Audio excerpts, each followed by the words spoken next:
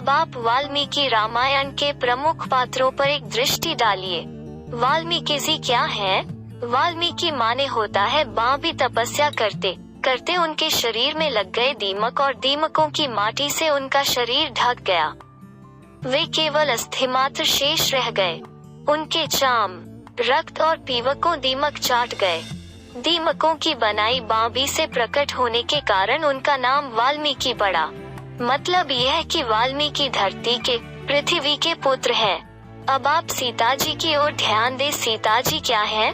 जब यज्ञ के लिए भूमि शोधन करते समय जनक जी का स्वर्ण हल चल रहा था, तब उसकी हराई में से जानकी जी निकली। इसलिए वे भी धरती की पुत्री हैं। भूमि से ही उनका संबंध है। इसी तरह श्री रामचंद्र क्या है? उनका भी संबंध धरती के साथ है। वे आराम हैं। संस्कृत भाषा में राम शब्द को कर्ता अर्थ में बनाना बहुत मुश्किल है। राम शब्द का अर्थ होता है रमन्ते अस्मिन् इति, जैसे कोई आराम अर्थात बगीचा होता है और बालक उसमें आकर खेलते हैं, वैसे ही राम शब्द भी है। भगवान राम प्राणी मात्र के लिए रमन के, विहार के, क्रीड़ा के केंद्र हैं। उनका चरित्र देवलोक के लिए नहीं, इसी धरती के लिए है। हमारे व्याकरणों ने राम शब्द का अर्थ अव्युत्पन्न पक्ष में दशरथ नंदन कौशल्या नंदन माना है। अव्युत्पन्न पक्ष का अर्थ है कि उसमें धातु और प्रत्यय मत लगाओ।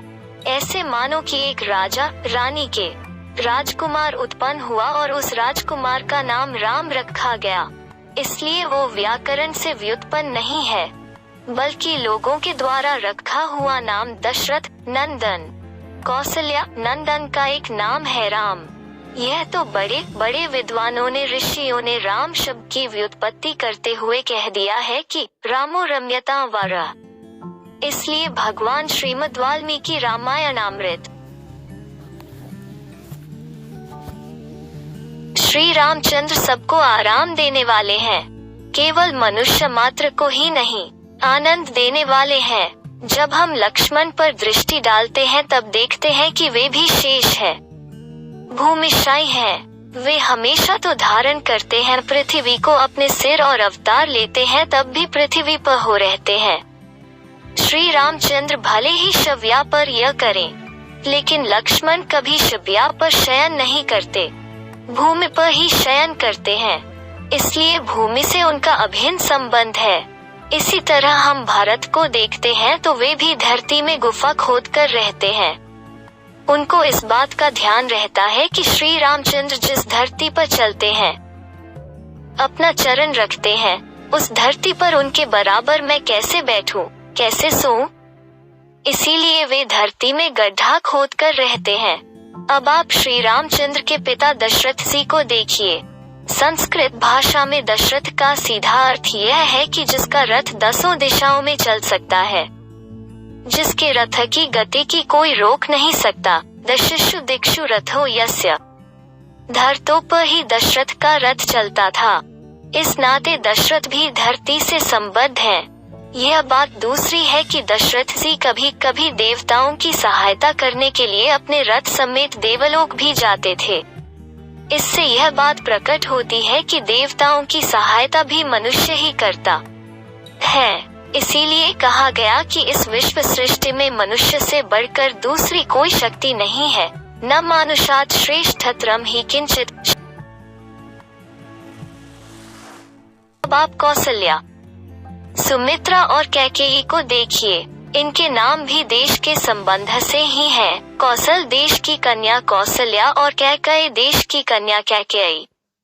कोई कैकेयी बोलते हैं, कोई कैकेयी। संस्कृत में दोनों प्रयोग ठोक हैं। इसी तरह कोसल प्रदेश को भौगोलिक स्थिति के संबंध में भिन्न भिन्न मत हैं।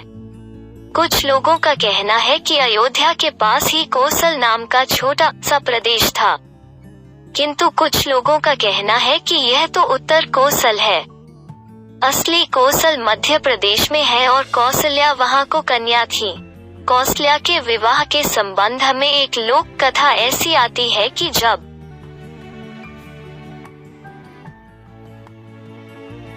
उनका विवाह दशरथ जी से तय हो गया तब उसका पता रावण को लग गया। उसने यह भी जान लिया कि इस लड़कों से जो पुत्र उत्पन्न होगा वो मुझे मारेगा। इसलिए उसने कुमारी कौशल्या का अपहरण कर लिया और उनको एक घोर जंगल स्थित किसी मंदिर में बंद कर दिया। इधर दशरथ जी को बारात कौशलपुरी पहुंच गई, लेकिन कौशल्या तो घर में थी नहीं। विवाह किससे हो? उनके माता पिता बहुत दुखी हुए। अंत में विवश होकर उन्होंने कौशल्या के स्थान पर अपनी छोटी कन्या सुमित्रा का विवाह दशरथ जी से कर दिया। कौशल्या सुमित्रा दोनों एक सरीख ही थीं, इसलिए बात खुली नहीं। अब भाग्य चक्र कहो या ईश्वर को लीला कहो, जब सुमित्रा से विवाह करके दशरथ जी की बारात अयोध्या लौटने लगी तब विश्रामाई के लिए उसी मंदिर के पास ठहर गई जहां कौशल्या बंद थी। दशरथ जी का डेरा उस मंदिर के बिल्कुल पास लगा, इसलिए उनके कानों में किसी ने सिसकने की आवाज आई और वे समझ गए कि मंदिर के भीतर कोई प्राणी बंद है। उन्होंने मंदिर का ताला तोड़वा दिया।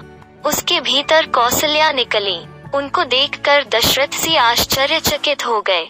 इतने में सुमित्रा ने देखा तो दौड़कर कौशल्या के गले लग गईं। उन्होंने दशरथ जी से कहा कि यह मेरी बड़ी बहन कौशल्या है।